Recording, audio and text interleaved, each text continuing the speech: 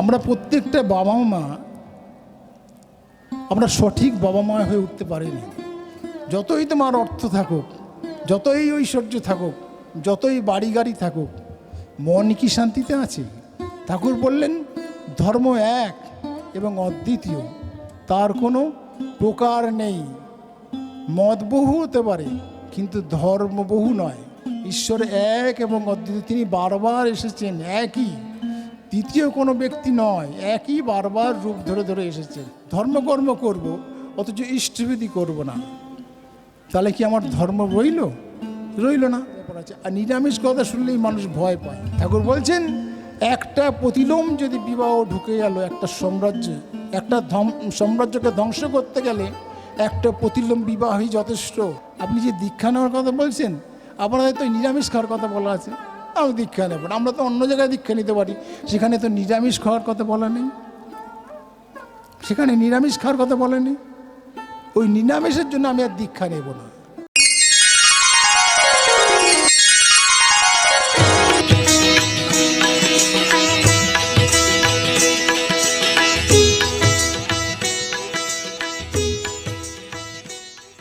আজকে এখানে যুব সম্মেলন হচ্ছে, খুব ভালো লাগছে। এই জমিটার সঙ্গে বা এই জায়গার সঙ্গে আমি বহুদিন পরিচিত, একদম ছোটবেলা থেকে এখানে আসতাম। আমার মনে আছে এখনো, বহুদিন আগের কথা, যখন এখানে উৎসব হয়ইনি, জমিটা ছিল, উৎসব সেই ভিতরে হতো, সেই আনন্দ। আমার মাও আসতেন একটা সময় এখানে, সেই পুরনো দিনের কথা। বাবা আসতেন, মা আসতেন, আমরা সবাই একসাথে আসতাম, এখানে আনন্দ হতো, উৎসব হতো। সেই জায়গায় আবার নতুন করে উৎসব হচ্ছে, এটা খুব আনন্দের ব্যাপার এবং খুব গর্বের ব্যাপার। এত সুন্দর একটা জায়গা, বর্ধমানের মতো জায়গায় এই যে উৎসব হচ্ছে এবং বহু মানুষ আসছে, বিভিন্ন জায়গা থেকে আসছে, আবার নতুন করে এই জায়গাটা একটা প্রাণ পেয়েছে, এটা ভেবেও ভালো লাগছে। আজকে বিষয়বস্তু যাই হোক, যুব সমাজ, যুবকরা আজকাল ধর্মের থেকে দূরে সরে থাকছে। অধিকাংশ ক্ষেত্রেই দেখা যাচ্ছে যুবকরা সমস্ত জায়গায়, গ্রাম শহর সমস্ত জায়গায় ধর্ম যেখানে আলোচনা হয়, ঠিক তার বাইরে থেকে যুবকরা আসতে চায় না, ধর্মের থেকে মুখ ফিরিয়ে নিয়েছে। কেন? এর কারণ আছে। এর কারণ হচ্ছে আমরা বাবা মা, আমরা প্রত্যেকটা বাবা মা আমরা সঠিক বাবা মা হয়ে উঠতে পারিনি। যদি বাবা মা হয়ে উঠতে পারতাম, তাহলে ওই ছোটোবেলা থেকেই আমাদের ওই ছোট ছোট শিশুদের বেড়া দিয়ে রাখতাম। ওই পুরুষোত্তমের বেড়া যদি দিয়ে রাখতে পারতাম, তাহলে আজকাল তারা মুখ ফিরিয়ে নিত না। গোটা ভারতবর্ষ নয়, ভারতের বাইরেও একটা শ্রদ্ধার চাষ নেই মানুষের মধ্যে। আমরা রাস্তাঘাটে চলাফেরা করি, আসি, ছোটরা বড়দের সম্মান করে না, বড়রাও ছোটদের স্নেহ করে না, এরকম অজস্র দেখা যায়। তার মূলে কিন্তু আমরা যারা ঘরের গৃহদেবতা হয়ে বসে আছি। ঠাকুর বললেন জীবন্ত গৃহদেবতা হচ্ছে তোমার মা বাবা। ঠাকুর বললেন, কিন্তু জীবন্ত গৃহদেবতা হতে গেলে তাদের তো তৈরি হতে হবে। আমি আমার ছেলেকে বা মেয়েকে বলতে পারবো না আমি তোমার গৃহদেবতা। যখন বলবো আমি, তখন সে আর কথা শুনবে না। কিন্তু আমার আচরণে, চলায়, বলায়, কথাবার্তায়, ব্যবহারে যদি সেটা থাকে, তাহলে কিন্তু সে শুনবে, দেখবে যে আমার বাবা কোথায় যায় সারাদিনে। তখন সে ফলো করবে যে আমার বাবা মা কী করে। ও দেখি বাবা মা সন্ধ্যা হলে সৎসঙ্গে যায়, ঠাকুরের নাম ধ্যান করে, কাজও করে, সবই করে, কোনো অসৎসঙ্গে তো মেশে না। তখন সেই সন্তানকে আর বলে দিতে হবে না তুমি বাবা সৎসঙ্গে আসো, তুমি সৎ হয়ে ওঠো। কিন্তু আমরা যখন সৎসঙ্গ থেকে মুখ ফিরিয়ে নিই, ঠাকুর একটা বানিয়েছেন, কথা আছে, সৎ যদি হয় সঙ্গ তোমার, ভাব যদি হয় মহান উচ্চ, বিশ্বের দরবারে সাধনা তোমার হবে না ব্যর্থ, হবে না তুচ্ছ। ঠাকুরের যে কথা, ঠাকুরের কোনো কথাই ফেলনা নয়, কিন্তু আমরা প্রচার করতে পারি না, আমরা পারছি না যুবকদের কাছে টেনে নিয়ে এসে। কেন আগামী দিনের ভবিষ্যৎ তারাই। প্রত্যেকটা পরিবারের যারা যুবক আছেন, যুবতী আছেন, তারা যতক্ষণ না যাবে ততক্ষণ পর্যন্ত সেইভাবে যুব সমাজ কেন কোনো ভালো মন্দ কাজই হয়ে উঠবে না, ভালো কাজ হবে না। সেই অর্থে ভালো কাজ করতে গেলে যুবকদের এগিয়ে আসতে হবে, এবং ঠাকুর তো চাইলেন তাই। ঠাকুর চেয়েছিলেন, এই যে কিছুক্ষণ আগে আমাদের রামকৃষ্ণদা বলছিলেন দেশবন্ধু চিত্তরঞ্জন দাসের কথা, নেতাজি সুভাষচন্দ্র বোসের কথা, এরা তো আর আসছে না, এই রাস্তা তো হারিয়ে গেছে। সেই হারিয়ে যাওয়া পথ থেকে আবার যদি আমরা চাই যে ওই ধরনের যুবক যারা ভারত, ঠাকুরের একটা কথা, ঠাকুর বললেন ভারত আবার জগৎ সভায় শ্রেষ্ঠ আসন লবে, কী করে হবে? সেই রাস্তাটা তো করে দিতে হবে। সেই রাস্তা করতে গেলে ঠাকুরের ওই বিবাহ বিজ্ঞান, ধর্মনীতি, এগুলোকে মানতে হবে। স্বাস্থ্য সদাচার, দশবিধের সংস্কার, এইগুলো যদি আমরা না মানি তাহলে সেই রাস্তা আমাদের হবে না, যে আমাদের যে যুব সমাজ এগিয়ে আসবে সেটা আর আমাদের হবে না। সেটা হতে গেলে আমাদের এই একটা পথেই চলতে হবে। এই কিছুদিন আগে, আমি গতকালের কথা বলছি, আমি এক জায়গায় গেছি দাড়ি কাটতে, হচ্ছে সেলুনে গেছি। সেখানে বাবা আর ছেলের কথোপকথন হচ্ছে। সেখানে বাবা যা বলছে ছেলে তার উল্টো বলছে, বাবা যা কথা বলছে ছেলে তার উল্টো কথা বলছে। তার সেলুন যে চুল কাটছে সে ওই বাচ্চাটাকে জিজ্ঞাসা করছে, আচ্ছা বাবা তোমার পরীক্ষা শেষ হয়ে গেছে? বলছে হ্যাঁ পরীক্ষা শেষ হয়ে গেছে। এখন কি করো? বাড়িতে খেলাধুলা করছো তো? বলে হ্যাঁ খেলাধুলা করছি, ঘোরাফেরা খেলাধুলা সবই করছি। আচ্ছা বাড়িতে পুজো অর্চনা হয়? বলে না না ওইসবের আমরা পুজো অর্চনার ব্যাপারে আমাদের ওসব কিছু হয় না, বাড়িতে ওসব কিছু নেই, কোনো দেব দেবতা, কোনো পুরুষোত্তম কিছু নেই, আমরা ওইসব মানি টানি না। বাবার সামনে তার ছেলে পেলে বলছে। তাহলে যে বাড়িতে কোনো শিক্ষক নেই, শিক্ষক বলতে ওয়ার্ল্ড টিচার, আমরা বাবা মারা তো সব জানি না। আমরা যদি বাবা মা সব জানতাম তাহলে আর ভগবানের দরকার কি ছিল? তাহলে আর ভগবানের দরকার ছিল না, তাহলে আমাদের এখানে আশ্রমে আসারও দরকার ছিল না, ঘরে ঠাকুর পূজারও দরকার ছিল না। আমরা সব জানি না, যিনি সব যিনি জানেন তিনি সর্বজ্ঞ, তিনি পুরুষোত্তম, তিনি হচ্ছেন ওয়ার্ল্ড টিচার, তার কাছে আমরা শিখতে আসি। এই আজকে এসছি আমি এখানে আমি শিখতেই এসেছি। যা যা এখানে আলোচনা হবে আমি শিখবো, আমি আমার জীবনে ইমপ্লিমেন্ট করব। সেই প্রত্যেকটা ঘরে এক একজন ওয়ার্ল্ড টিচার আছে, কিন্তু আমরা সেটা বুঝতে পারি না, আমাদের অনুভূতিতে সেটা আসে না। আর আসে না বলেই আমাদের সন্তান সন্ততিটা সেই ধারায় চলতে থাকে। আর সন্তান সন্ততি সেই ধারায় চলতে যখন থাকে তখন একটা সময় ওই বাবা মারাই আমরা আফসোস করি, যখন আমরা বৃদ্ধ হয়ে যাই তখন ওই সন্তানরাই আমাদের আর দেখে না। দেখবে কি? আমি সেই দেখার রাস্তাটাতেই করিনি, আমি সেই শ্রদ্ধার চাষই করিনি, আমার ঘরে কোনো শিক্ষক নেই, আমি আমার শিক্ষক হয়ে বসে রয়েছি, তাহলে তো হবে না। আমরা কেউ সব জানি না, যিনি জানেন তাকে আমাকে ধরতে হবে। এখন আমরা রাস্তাঘাটে বেরোই, যাজন করতে বেরোই, মানুষকে বলি, আচরণ দিয়ে বলি, কথাবার্তায় বলি, মানুষ এই পথে আসতে চায় না। দীক্ষা নেওয়ার কথা বললে দীক্ষা নিয়ে কী করবো, আমি তো ভালো আছি। প্রত্যেকটা মানুষ, বেশিরভাগ মানুষই বলে আমরা খুব ভালো আছি, আমার দীক্ষা নেওয়ার কোনো প্রয়োজন আছে বলে আমার মনে হয় না, নিতে চায় না। কেন? মানুষ ভালো আছে কি নিয়ে? ধন সম্পদ অর্থ। আমরা এটা প্রবৃত্তি মাফিক আমরা ভালোবেসে ফেলি। আমি আমার বাড়ি আছে, আমার গাড়ি আছে, টাকা অর্থ আছে, ব্যাস আমি শান্তিতে আছি। এর বাইরে যে একটা কিছু আছে, মন, আমার মনটা কি শান্তিতে আছে?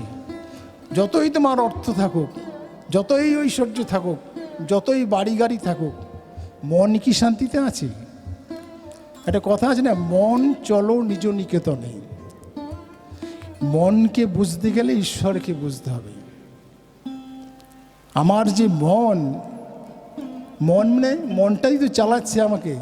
আমার মনে চায় বা আত্মায় চায়, আমরা বলি আমার আত্মায় এটা চেয়েছে আমি এটা করছি, আমার মনে চাইছে আমি এটা করছি। এই যে করাটা, এই মনের সঙ্গে আমার ঈশ্বরকে মেলাতে হবে। তো আমি যতক্ষণ না তার সাথে মেলাতে চেষ্টা করছি ততক্ষণ পর্যন্ত আমার আত্মিক উন্নতি হবে না। মানুষ এই পথে আসতে চায় না, আর আসতে চায় না বলেই সমাজটা আজকাল নষ্ট হতে চলেছে। অধিকাংশ আমি দেখেছি ধর্মবোধটাই আমাদের মধ্যে নেই ধর্ম। আমরা ধর্মকে পৃথক করে রেখেছি। ঠাকুর বললেন ধর্ম এক এবং অদ্বিতীয়, তার কোনো প্রকার নেই। মত বহু হতে পারে কিন্তু ধর্ম বহু নয়।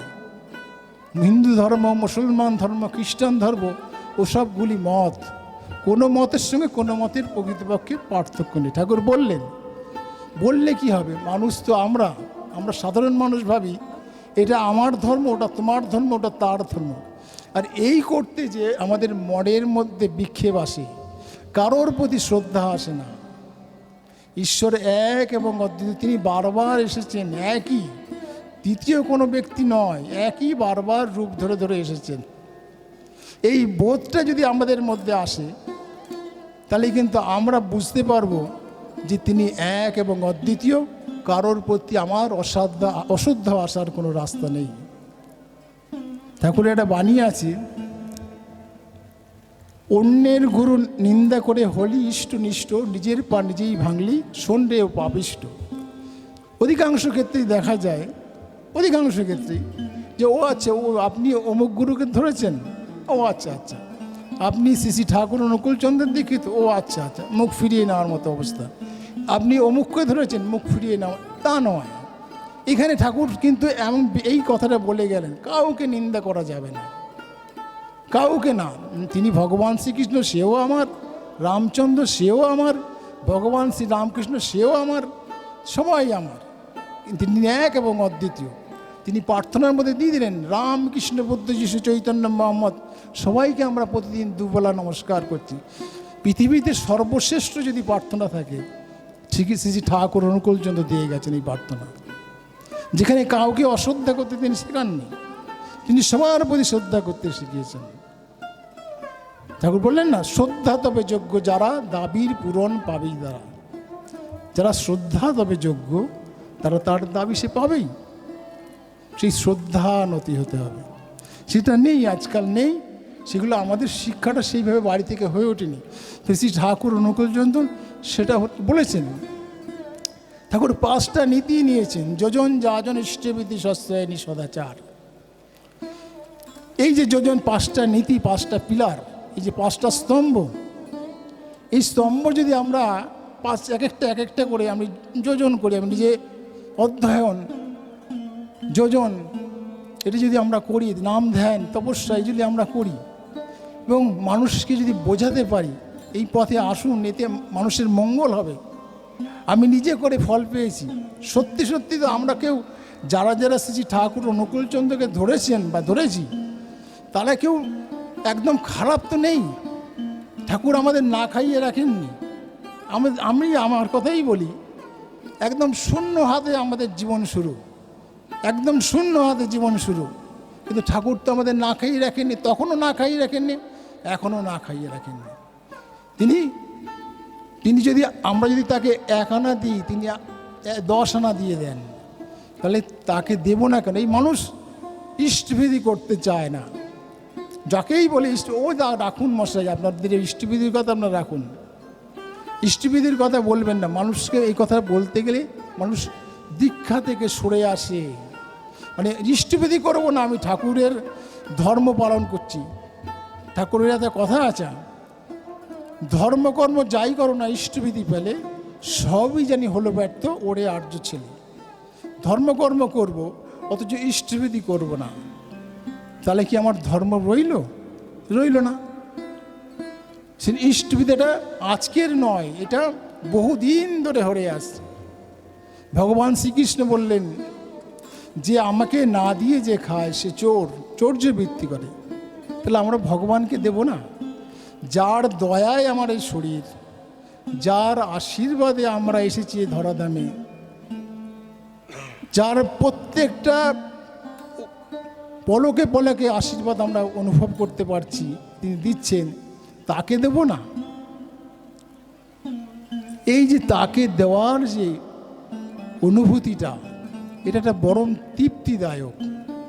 সেই জন্য শ্রী ঠাকুর অনুকূলচন্দ্র ইষ্টবিধির প্রথা চালু করেছেন। আমরা প্রতিদিন যারা যারা ইষ্টবিধি রেগুলার করেন তারা দেখবেন যে একদিন যদি না করতে পারি, মনের মধ্যে যদি করতে না পারি, মনের মধ্যে বিক্ষেপ আসবেই আসবে। মনে হবে যে আমার সারা দিনটা আর ভালো গেল না। সেই জন্য এইটা করা লাগে। ঠাকুর বললেন অনুভূতির দ্বারা যা জানা যায় তাই জ্ঞান। জ্ঞানকে বেদ বলে, আর বেদই অনন্ত। যার অনুভূতি যতটা, তার দর্শন জ্ঞান ততটা, আর জ্ঞানেই বিশ্বাসের দৃঢ়তা। ঠাকুর বলছেন অনুভূতি লব্ধ জ্ঞানের কথা ঠাকুর বলছেন। নাম ধ্যান করতে হবে, নাম ধ্যান করতে হবে। আজকাল মেডিটেশন, টিভি খুলবেন, মোবাইল খুলবেন, দেখবেন মেডিটেশন দেখাচ্ছে।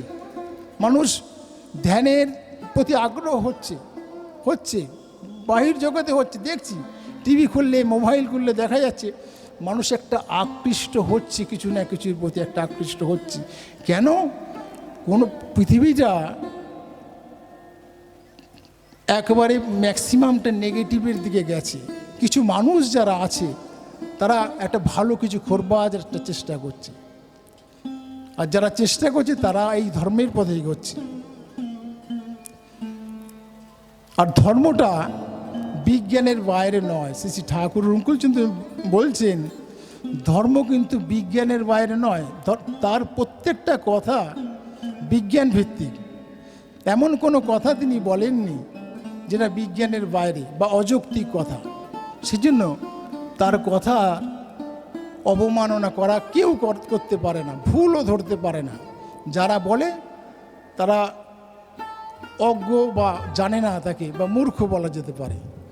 ঠাকুর বলছেন উচ্চে অবজ্ঞা যে দেখবি যে তাই, হিরো বংশ জানিস সে তাই।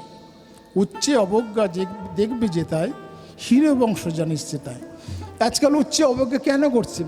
মানুষ জানে না, বোঝে না, কোনো মানামানির ব্যাপার নেই, সেখানে উচ্চ অবজ্ঞা। যারা মানে তারা এরকম করে না। যাই হোক, ঠাকুর ধরেছি আমরা স্বস্তায়নী, একটা আমাদের ঠাকুরের একটা মহান ব্রত আছে। এই যে ব্রতটা আমরা নিতে চাই না। আমি বহু জায়গায় বলেছি, আমরা যত জায়গায় দীক্ষা দিই, দীক্ষা দেওয়ার কিছু পরে বলি যে দাদা স্বস্তায়নীটা নিন।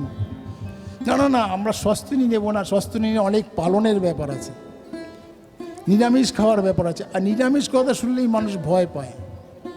ঠাকুর একটা বাণী আছে, যত ব্রতই পালন করো না তুমি, সেরা স্বস্তায়নী করতে করতে দেখতে পাবে উন্নয়নের খনি। পৃথিবীতে যত ব্রত আছে, আমরা প্রতিদিন ব্রত করছি।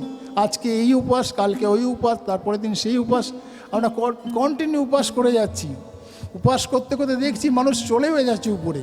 কেন? ওই উপাস করতে করতে অ্যাসিডের সমস্যা হচ্ছে, গ্যাস হচ্ছে, গ্যাস্ট্রিক হচ্ছে, আলসার হচ্ছে, আস্তে আস্তে চলেও যাচ্ছে উপরে। কিন্তু ওই স্বস্তায়নী বলতে এই যে মহান ব্রত, অত উপোস করারও দরকার নেই। ঠাকুরের সিস্টেমেটিক যে উপাসগুলোর কথা ঠাকুর বলেছেন, প্রাজাপত্য ব্রত, চন্দ্রায়ণ ব্রত, শিশু প্রাজাপত্য, এইগুলো যদি করা যেতে পারে তাতে তার ফল আছে, উপকার আছে। কিন্তু আর কোনো দরকার নেই। আর ওই স্বস্তায়নী ব্রত, এই ব্রতটা পালন করতে হয়। এই করলে হবে কি হয়, আমার সমস্ত কিছু হয়ে যাবে।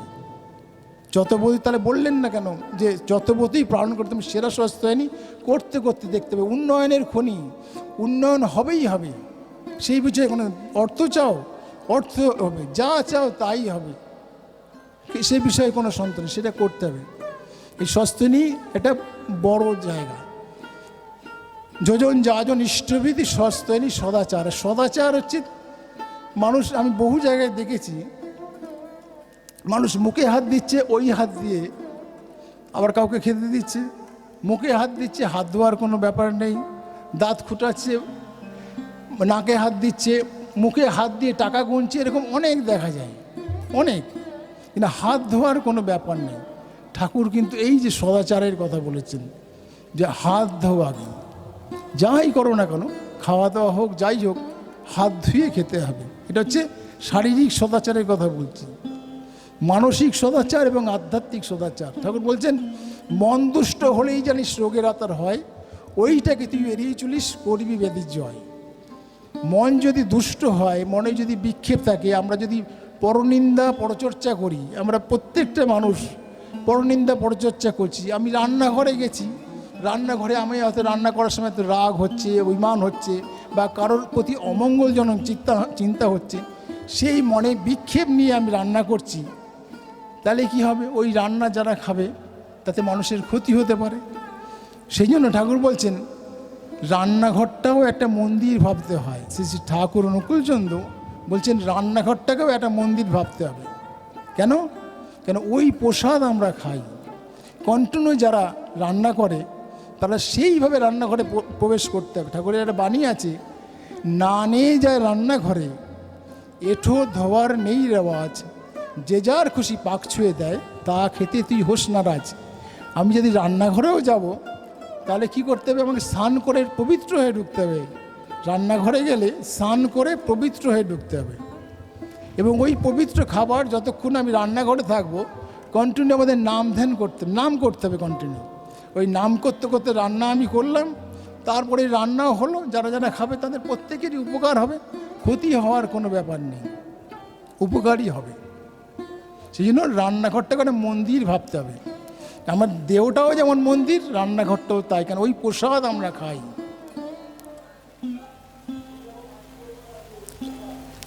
এখন বর্তমান যে অবস্থা, চারিদিকে একটা হানাহানি, গণ্ডগোল, রাজনৈতিক হোক অরাজনৈতিক হোক, সমস্ত পরিস্থিতি খুবই খারাপের দিকে যাচ্ছে। ঠাকুর বললেন, যা মঙ্গল বলে জানবে, যা সত্য বলে জানবে, মানুষকে বলবার জন্য বুক ফাটো ফাটো হয়ে উঠবে। মানুষ তোমাকে যাই বলুক না কেন, মনে কিছুই হবে না। ওই মনে কিছু হবে না, আগে মঙ্গল বলে প্রচার করতে হবে। ইষ্ট প্রচার মানুষের দাঁড়ে দাঁড়ে দিয়ে করতে হবে। যদি মানুষের দাঁড়ে দাঁড়ে যে না করতে পারি, তাহলে আগামী দিনে বিপদ আমাদেরই হবে। তখন আমাদের সন্তানরা মানুষ হলো না, আমরা সন্তানরা খারাপ হয়ে গেল কোনো, তার জন্য আমরাই দায়ী। এখন দেখছি আমাদের কলকাতা হোক বা গ্রামগঞ্জ হোক, সব জায়গায় হোক, ছোটোবেলা থেকেই বাচ্চাদের ওই পড়াশোনা নিয়েই ব্যস্ত। আর বাচ্চা ছেলেমেয়েগুলোকে একটা টাকা তৈরির খনি জোগাচ্ছি, মানে একটা ও পড়াশোনা করবে টাকা রোজগার করবার জন্য, আর কিছু না। আমরা ওই ছোটো বাচ্চা 2.5 বছর বয়স, আমরা ক্লাসে ভর্তি হয়েছি, স্কুলে ভর্তি হয়েছি 6 বছর বয়সে। তখন 6 বছরের নিচে স্কুলে নিত না। এখন ওই 2.5 বছর বয়স হয়ে গেলেই দেখি আমাদের বাড়ির পাশ দিয়েই যায়, বাচ্চাকে কোলে নিয়ে যাচ্ছে, ঘুমাচ্ছে, ওই ঘুমন্ত অবস্থায় তাকে তুলে নিয়ে যাচ্ছে স্কুলে, পিঠে ব্যাগ নিয়ে চললো স্কুলে। কি হবে না, আগামী দিনে ও ইঞ্জিনিয়ার হবে, ডাক্তার হবে, কয়েক লক্ষ লক্ষ টাকা রোজগার করবে। তার ফলে কি হবে? ফলে এমন হবে যে যখন বাবা মা বৃদ্ধ হবে, ওই বৃদ্ধ বাবা মাকে ধরে নিয়ে চলে যাবে বৃদ্ধাশ্রমে, ওখানে বসিয়ে ডিপোজিট করে রেখে আসবে, বাকি জীবনটা সে ওইভাবে কাটাবে। আর মাস গেলে হয়তো কিছু টাকা বৃদ্ধাশ্রমে দিয়ে দেবে। কেন? ওখানে ধর্মও নেই, কর্মও নেই, কিছুই নেই। ওখানে কি টাকা আছে, অর্থ অর্থ অর্থ, অর্থই অনর্থের মূল। অর্থ, ঠাকুর বলছেন, অর্থ সঞ্চয় করো কিন্তু সেবার জন্য। যে সঞ্চয় সেবাকে ডাকিয়ে আনে না, সেই সঞ্চয় অপলাপকেই ডেকে আনে। আমি সঞ্চয় করছি, লক্ষ লক্ষ কোটি কোটি টাকা আমার আছে, ওটা পচবে, ওটা পচে যাবে। পেপার খুলে দেখুন, আজকে 24,000 কোটি টাকা, 24,000 কোটি টাকা ব্যাংকে গচ্ছিত আছে। ব্যাংকের লোকরা প্রতিনিয়ত করছে যে যাদের যাদের টাকা আছে তারা আসুন নিয়ে যান, টাকার লোকের কোনো হদিশ নেই। 24,000 কোটি টাকা মানুষ জমিয়েছে কষ্ট করে, সেটাকে ভোগও করতে পারছে না। আমার বাবা বলতেন, ভোগের আর এক রকম দুর্ভোগ। আমি যদি ভাবি ছোটোবেলা থেকে ভোগ করব, তাহলে আমাকে দুর্ভোগে পড়তে হবে। আর যদি আমি ভোগ না ত্যাগ করব, তাহলে কিন্তু আমার ভোগ হবে। ত্যাগেই শান্তি। ত্যাগ মানে কি আমি সব ছেড়ে দিয়ে চলে গেলাম, তা তো নয়। দাও মানুষের জন্য, ঠাকুর বলছেন দিয়ে দাও, নিজের জন্য কিছু চেও না, সব তোমার হয়ে যাচ্ছে। দিয়ে দাও, নিজের জন্য কিছু চেও না, সব তোমার হয়ে যাচ্ছে। আমরা ঠাকুর বাবার বলছেন, পেতে চাস তো দিতে থাকিস, যেমন খুশি তেমন পারিস। এই যে ঠাকুরের কথাগুলো, কোনোটা মিথ্যা বলুন।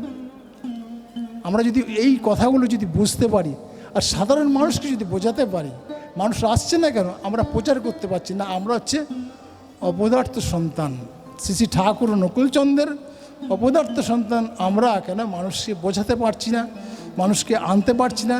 নাহলে এই অবস্থায় দাঁড়িয়েও ঠাকুরের নামে কেউ নিন্দা করতে পারে? যে মানুষটা সারা জীবন মানুষের জন্য জীবন দিয়ে গেলেন, মানুষকে ভালোবেসে গেলেন, যার নিজের কোনো চাহিদা নেই, সেই মানুষটাকে কেউ নিন্দা করতে পারে? চোর, ডাকাত, গুড্ডা, বদমাশ যত মানুষই এসছেন তাকে পরিশুদ্ধ করে তাকে পাঠিয়ে দিয়েছেন, সেই মানুষটার নিন্দা হতে পারে? তাহলে আমরা কোথায় দাঁড়িয়ে আছি? আমরা চিন্তাও করেও কথা বলি না যে কার নামে নিন্দা করছি। ফেসবুকে দেখলে দেখা যায় মানুষ কত নিচে নামতে পারে। ঠাকুর একটা বাণী আছে, ঠাকুর বললেন, জন্মগত ভ্রষ্ট যারা সৎ বা দয়ায় হয় না বশ, ভয়ে তারা অনুগত শুভের পথে পায় না রস। জন্মগত ভ্রষ্ট, সেজন্য বিবাহ বিজ্ঞানটাকে ভালো করে মানতে হবে। বিবাহ নীতি যদি ভুল হয়ে গেল, একবার বিবাহে গণ্ডগোল হয়ে গেল, প্রতিলোম যদি একবার যদি ঢুকে গেলে ঘরে, তাহলে কিন্তু সর্বনাশ। ঠাকুর বলছেন, একটা প্রতিলোম যদি বিবাহ ঢুকে গেল একটা সাম্রাজ্যে, একটা সাম্রাজ্যকে ধ্বংস করতে গেলে একটা প্রতিলোম বিবাহই যথেষ্ট। হাজার হাজার প্রতিলোম বিবাহ, হাজার হাজার। মানুষ মানছেই না, ঠাকুরের এই বিজ্ঞানটাকে মানুষ মানছেই না। আমরা যদি বলতে যাই, দাদা বিয়েটা ঠিক মতন দোন মশাই, আজকাল এসব চলে না, ওসব কথা ছাড়ুন, তাহলে কোন যুগে দাঁড়িয়ে আছে? ঠাকুর বলছেন, একটা বিয়ে গণ্ডগোল হয়ে গেলেই সাম্রাজ্য নষ্ট হয়ে যেতে পারে। এরকম হাজার হাজার বিয়ে, সমাজটা যাবে কোথায়? আমরা যে পরিবেশে আমরা থাকি, উপরে নিচে সমস্ত জায়গায় প্রতিলোম বিবাহ। ওই ঠাকুর এই বিবাহ নীতিতে হাত দিয়েছেন বলে ঠাকুরের প্রতি মানুষের অশ্রদ্ধা। বিবাহ নীতিতে ঠাকুর হাত দিয়েছেন বলে ঠাকুরের প্রতি মানুষের অশ্রদ্ধা। ঠাকুরকে ভালোবাসতে পারছেন না কেন? তিনি যে মূলে হাত দিয়েছেন। কি করে সুভাষচন্দ্র বোস আসবেন, দেশবন্ধু চিত্তরঞ্জন দাস কিভাবে আসবেন, স্বামী বিবেকানন্দ কোন রাস্তা দিয়ে আসবেন, রবীন্দ্রনাথ ঠাকুর আবার কোন রাস্তা দিয়ে আসবেন, সেই রাস্তাটা ঠাকুর বলে দিয়েছেন বলে মানুষ তার প্রতি অশ্রদ্ধা। আমাদের তো ক্ষমতা নেই কিভাবে একটা বিবেকানন্দকে নিয়ে আসবো, পারবো? সেই যে বিবেকানন্দ চলে গেলেন, আর আসছেন না কেন? আর কেন আনতে পারছি না? আমরা আনতে পারছি না, কেউ আমরা চেষ্টাও করছি না। কিন্তু যিনি পথটা বলে দিলেন তাকে তো অনুসরণ করব, সেটাও আমরা করবো না, তার নিন্দা করব। আমরা কোন রাস্তায় আছি? সেই জন্য মানে এমনই অবস্থা, সত্যি আমরা যে রাস্তা দিয়ে যাই, আমরা দেখি উৎসব আমরাও করি, ওখানে মানুষ আসতে চায় না, সব আমরা মানুষের দ্বারে দ্বারে যাই, মানুষকে যে বলি আপনারা আসুন, শুনুন কথাগুলো। যদি মনে হয় শ্রী শ্রী ঠাকুর অনুকূলচন্দ্র খারাপ কথা বলেছে, শ্রী শ্রী ঠাকুর অনুকূলচন্দ্র কোনো ভিত্তিহীন কথা বলেছে, তাহলে নেবেন না, তার কথা শুনবেন না। ঠাকুর বললেন, মাছ মাংস খাসনি আর পেঁয়াজ রসুন মাদক চা। হ্যাঁ, এই যে মাছ মাংস খাওয়ার কথাটা বললেন কেন ঠাকুর? আমরা প্রতিদিন ফেস করতে হয়, প্রতিদিন যে দীক্ষা নেব। আচ্ছা দাদা, আপনি যে দীক্ষা নেওয়ার কথা বলছেন, আপনাদের তো নিরামিষ খাওয়ার কথা বলা আছে, আমি দীক্ষা নেব না। আমরা তো অন্য জায়গায় দীক্ষা নিতে পারি, সেখানে তো নিরামিষ খাওয়ার কথা বলা নেই, সেখানে নিরামিষ খাওয়ার কথা বলা নেই। ওই নিরামিষের জন্য আমি আর দীক্ষা নেব না। আচ্ছা বলুন তো, আজকে সবাই তো টিভি দেখেন, মোবাইল দেখেন, ফেসবুক খবর সবই দেখছেন। গোটা পৃথিবীর 60% প্রায় অধিকাংশ জায়গায় নিরামিষ খাচ্ছে।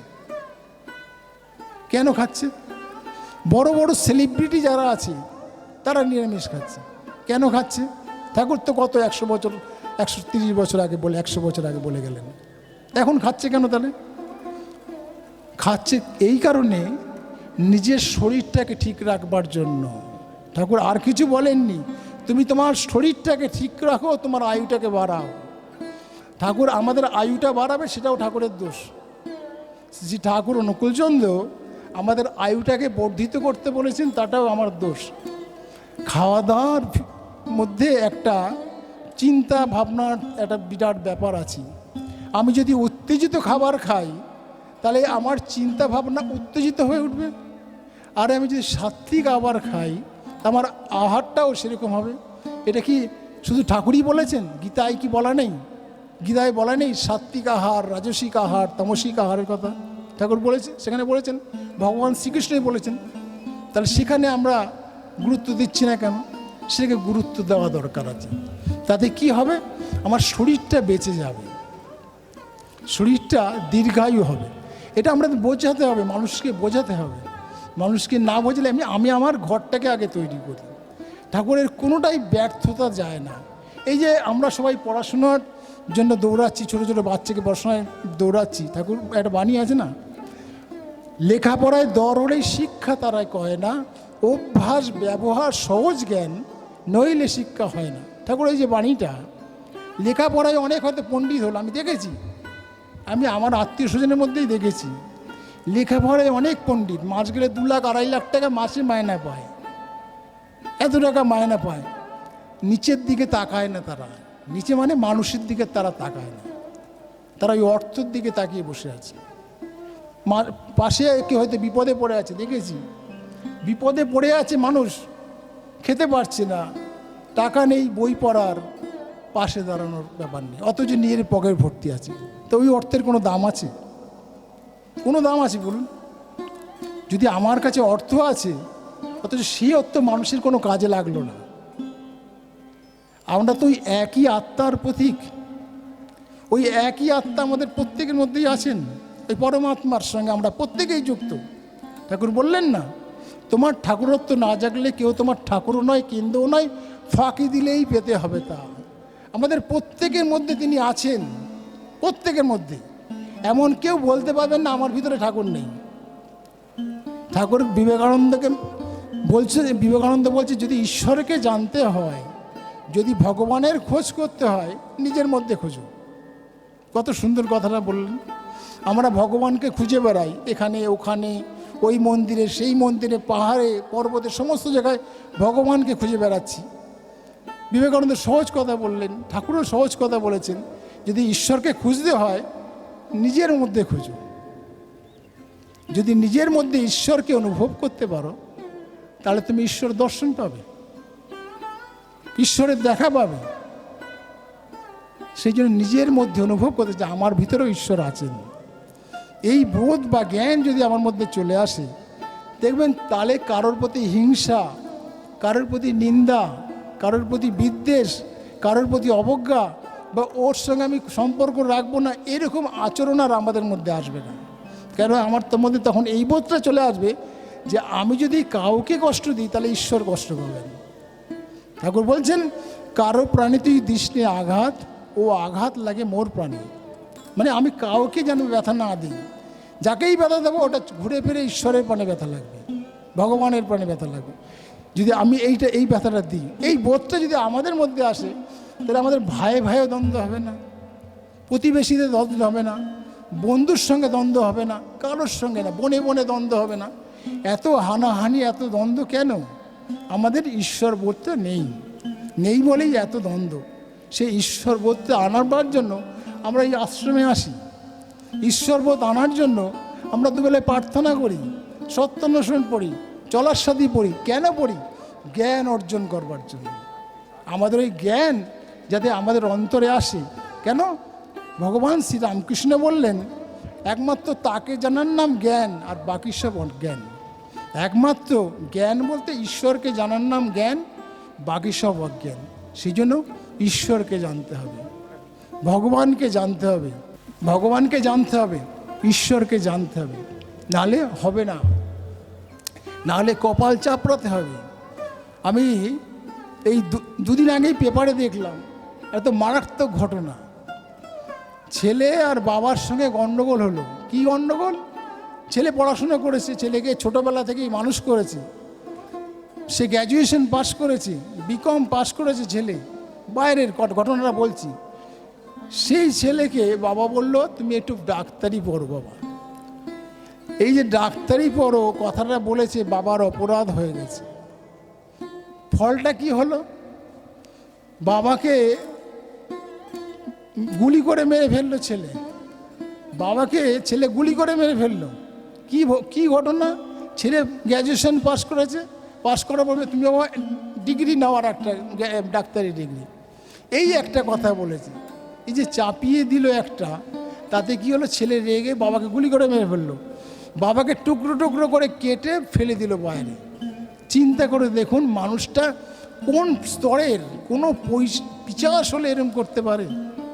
হ্যাঁ, নিজের বাবা যে জন্ম দিয়েছে, যে লালন পালন করে বড় করেছে, তাকে কি এইভাবে করা যায়? তাহলে কি করে হলো এইটা? তার হওয়ার মূলে কি তার বাবা মার হাত নেই? তার বাবা মারও হাত আছে। সেইভাবে সন্তানকে মানুষ করেনি কেন? তাদের চাওয়াটা, তাদের সন্তানের যে মানে বাবা মার যে চাওয়াটা, সেটা সন্তানের উপর চাপিয়ে দিয়েছে। চাপানোটা ঠিক হয়নি। ঠাকুর বলছেন ঝোঁক না বুঝে শিক্ষা দিলে পদে পদের কুফল মেলে। ঝোঁক না বুঝে শিক্ষা দিলে পদে পদে কুফল মেলে। আমার সন্তান যা চায় সেই অনুযায়ী আমাকে শিক্ষা দিতে হবে। আমি যদি শিক্ষা না দিই, তাহলে আমার কী হবে? কুফল হবে, যার ফলটা তার মৃত্যু হলো।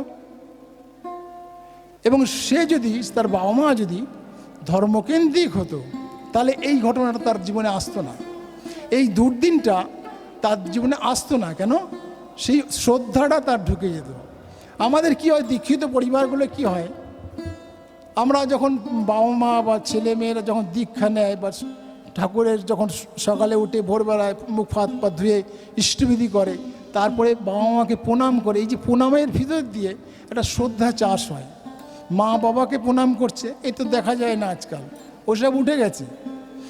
এখন উঠে গেছে মা বাবাকে প্রণাম করবো, ওই শ্রদ্ধাটা নেই, খুব কম। দূরবীন দিয়ে দেখা যায় যে মা বাবাকে প্রণাম করছে। সেই জন্য সন্তানরাও প্রণামের রাস্তায় যায় না, আর প্রণামের রাস্তায় যায় এমন শ্রদ্ধা থাকে না। ও বাবা বলছে বলুক, কান দিয়ে বেরিয়ে যাচ্ছে, মা বলছে বলুক, এক কান্দে শুনছে এক কান্দে বের করেছে, শ্রদ্ধা নেই তো শুনবে কি? সেই জন্য শ্রদ্ধার চাষ করতে হয়। আগে নিজে ঠিক থেকে সবাইকে সৎভাবে খুশি করতে চেষ্টা করতে হবে। মা সকালে উঠেই তার স্বামীকে নমস্কার করবে, করতেই হবে। যদি তুমি তোমার পরিবারের মঙ্গল চাও, ঘরের মঙ্গল চাও, সন্তানের মঙ্গল চাও, তাহলে সেটা করতে হবে। ভোরবেলা উঠেই ইষ্টবিধি করুক বা ঠাকুর প্রণাম করুক, যে যাকে ধরুক না কেন, ধরে আগে ভগবানের নাম স্মরণ করে নিয়ে ঠাকুর প্রণাম করতে হবে তাকে। যখন সন্তান যখন দেখবে মা বাবাকে প্রণাম করছে, তাকে আর বলে দিতে হবে না, সে কয়েকদিন পর থেকেই প্রণাম করা শুরু করবে। বলে হয় না, মানুষ বলে শেখে না, ঠেকে শেখে। আমরা ভাবি যে বাচ্চাদের, আমি নিজে ভোরবেলায় উঠি না, অত সন্তানকে বলছি ভোরবেলায় ওঠো, 5টায় ওঠো, ভোর 5টায় ওঠো বাবা, অথচ আমি উঠছি 7টায়। শুনবে কথা ছেলে? আমাকেও ভোর বললে উঠতে হবে। উষায় নিশায় মন্ত্র সাধন চলাফেরায় জপ, যথাসময় ইষ্ট নির্দেশ মুক্ত করার সব, ঠাকুর বললেন। তাহলে আমাকে সেইভাবে করতে হবে, আমি করব, আমার দেখা দেখি আমার সন্তান সন্ততি করবে, তবে তো যুব সমাজ আসবে। যুবকদের আসার রাস্তাটা নেই, করা হচ্ছে না বলে তারা আসছে না। নাহলে আজকের যুগে দাঁড়িয়ে মানুষ, অধিকাংশ মানুষ চলে যাচ্ছে, বিপদে চলে যাচ্ছে এবং ধ্বংসের দিকেই এগোচ্ছে। আগামী ভবিষ্যৎ খুব অন্ধকার। ঠাকুর বললেন আমি দিয়ে গেলাম হাজার হাজার বছরের খোরাক, তিনি আমি দিয়ে গেলেন। সেই খোরাক দিলে কি হবে? তার কথাগুলো তো মানুষের কান পর্যন্ত পৌঁছাতে হবে। যতক্ষণ পর্যন্ত তার কানে না পৌঁছাচ্ছে, ততক্ষণ পর্যন্ত কোনো লাভ হবে না, কোনো লাভ হবে না।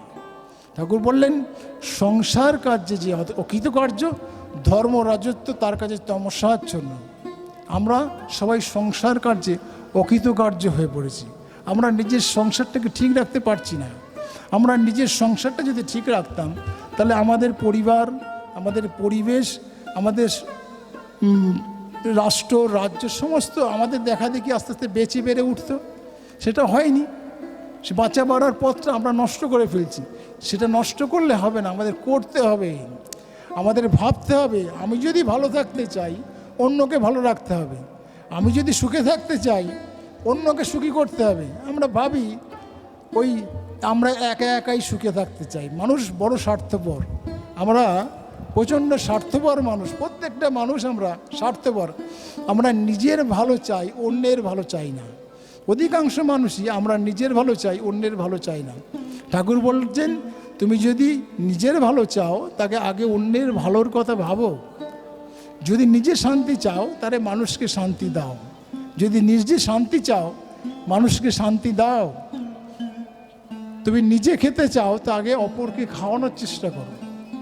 তুমি নিজের ছেলে মেয়েদের ভালো পড়াশোনা করাচ্ছ বাইরে বড় স্কুলে কলেজে, অথচ তোমার আশেপাশে পরিবেশে ছেলেমেয়েরা পড়াশোনা করতে পারছে না, তাদের দেখাশোনা করছো না, তাহলে সেই বিদ্যা কোনো কাজে আসবে না। সেই জন্য ঠাকুর বললেন, স্বার্থপরতা, একদম স্বার্থপরতা স্বাধীনতা নয় গো, ও স্বাধীনতার অন্তরায়।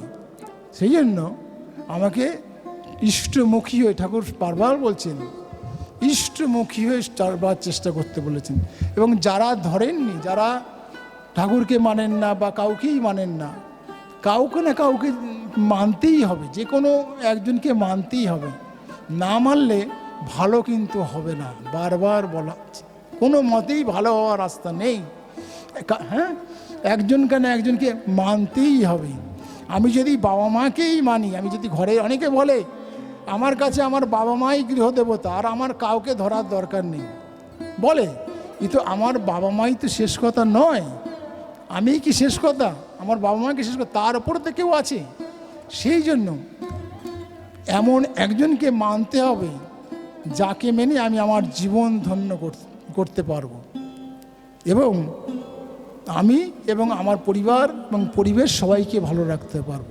তো আজকে যে উৎসব হচ্ছে, উৎসব মানে হচ্ছে উৎসমুখী চলন বলন, এখানে সবসময় পজিটিভ দিক। শ্রী ঠাকুর অনুকূলচন্দ্রের যে উৎসব ধারা, এখানে সবসময় উৎসমুখী এবং সবসময় পজিটিভিটি। সেই জন্য আমরা দূর দূরান্ত থেকেও ছুটে আসি, দেখি এখানে সকাল থেকে নামযজ্ঞ হয়, উষামাঙ্গলিক হচ্ছে। এই যে একটা মনটা একটা কনসেন্ট্রিক একটা কেন্দ্র ধারায় চলতে থাকে। এই দুদিন ব্যাপী যে উৎসব হয়, মনটা একটা নামময় হয়ে থাকে। ওই নাম মানুষকে তীক্ষ্ণ করে আর ধ্যান মানুষকে গ্রহণক্ষম করে।